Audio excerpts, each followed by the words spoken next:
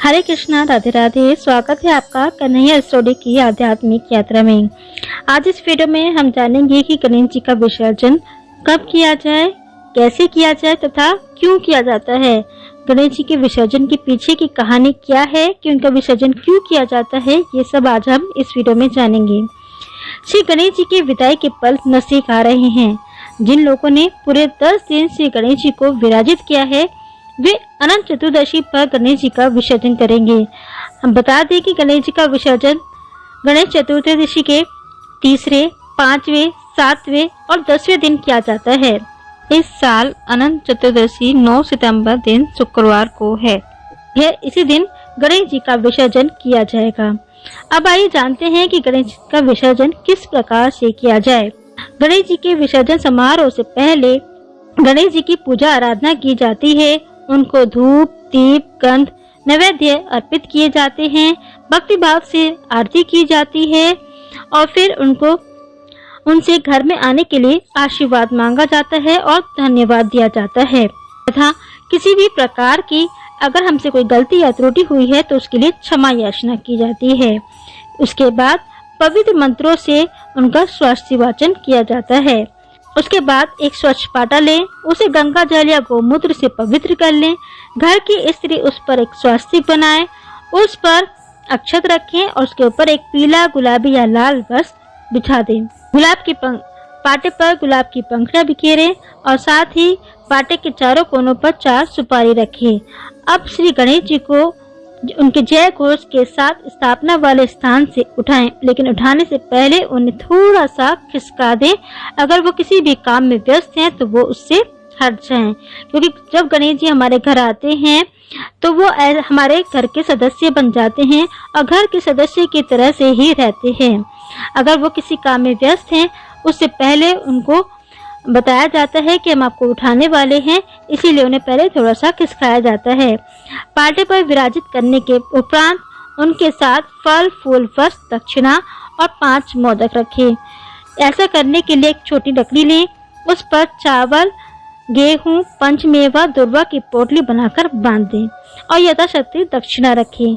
मान्यता है कि मार्ग में उन्हें किसी भी प्रकार की परेशानी ना हो, ऐसा इसलिए किया जाता है। जैसा कि हम घर से निकलते समय, यात्रा करते समय अपने साथ राशन लेके जाते हैं, खाना लेके जाते हैं ताकि रास्ते में हम खाना खा सकें, उसी तरह से गणेश जी जब अपने घर जाते हैं तो उनके साथ उनके लिए खाना बांध कर दिया जाता है।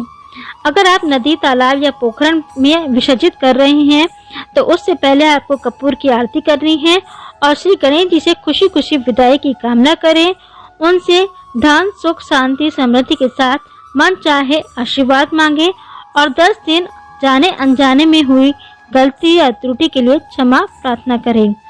श्री गणेश जी की प्रतिमा को आपको फेंकना नहीं है, उन्हें पूरे आदर और सम्मान के साथ वस्त्र और समस्त सामग्री के साथ धीरे धीरे बहाएं। पहले उनको 3 डुबकी लगाएं और फिर उन्हें धीरे धीरे बहाएं। अगर आपके गणेश जी जो है वो इको फ्रेंडली हैं तो आपको पुण्य अधिक मिलेगा, क्योंकि वो सीधे ही पानी में विलीन हो जाएंगे, टूटेंगे फूटेंगे नहीं। लेकिन अगर आप घर पर विसर्जन कर रहे हैं तो उसके 2 तरीके हैं। या तो आप उन्हें किसी बाल्टी में विसर्जित कर दें, बाल्टी में पानी लेकर उसमें गणेश जी को बिठाएं, या फिर एक गमला लें, गमले को सजाएं, उसका पूजन करें, उसके अंदर स्वास्तिक बनाएं और थोड़ी सी मिट्टी डालकर मंगल मंत्रोच्चार के साथ गणेश प्रतिमा को बिठाएं। अब गंगा जल डालकर उनका अभिषेक करें, फिर सादा स्वच्छ जल लेकर गमले को पूरा भर दें। गणेश प्रतिमा गलने लगेगी, फिर उसमें आप फूलों के बीज डाल सकते हैं और गणेश जी से अगले साल आने की प्रार्थना करें। और ध्यान रखें कि जो प्रसाद है वो गमले में ना रखें और जो जैसे चावल है वो आप चिड़ियाओं को डाल सकते हैं या गाय को खिला सकते हैं। ठीक, अब आइए जानते हैं कि गणेश जी को विसर्जन क्यों किया जाता है। इसकी कहानी जो है वो महाभारत काल से जुड़ी हुई है। पौराणिक मान्यताओं के अनुसार वेद व्यास जी ने गणेश जी को गणेश चतुर्दशी से 10 दिनों तक महाभारत की कथा सुनाई थी, जिसे गणेश जी ने बिना रुके लिपिबद्ध कर दिया था। 10 दिनों के बाद जब वेद व्यास जी ने अपनी आंखें खोली तो पाया कि अथक परिश्रम के कारण गणेश जी के शरीर का तापमान बहुत बढ़ गया है। इसीलिए उन्होंने तुरंत गणेश जी को पास के एक सरोवर में ले जाकर उनके शरीर को शीतल किया। इससे उनके शरीर का तापमान सामान्य हो गया। इस कारण से अनंत चतुर्दशी को गणेश जी की मूर्तियों को जल में विसर्जित किया जाता है। साथ ही एक मान्यता और है कि वेद व्यास जी ने गणपति बाप्पा के शरीर के तापमान को कम करने के लिए उनके शरीर पर सौंधी मिट्टी का लेप लगा दिया था। लेप सूखने से गणेश जी का शरीर अकड़ गया। इससे मुक्ति के लिए उन्होंने गणेश जी को एक सरोवर में उतार दिया। फिर उन्होंने गणेश जी की 10 दिनों तक सेवा की, मनपसंद भोजन कराया। इसके बाद से ही गणेश मूर्ति की स्थापना और विसर्जन प्रतीक स्वरूप होने लगा। तो ये थी जानकारी गणेश विसर्जन से संबंधित। ये जानकारी आपको कैसी लगी नीचे कमेंट बॉक्स में लिखकर अवश्य बताएं। राधे राधे।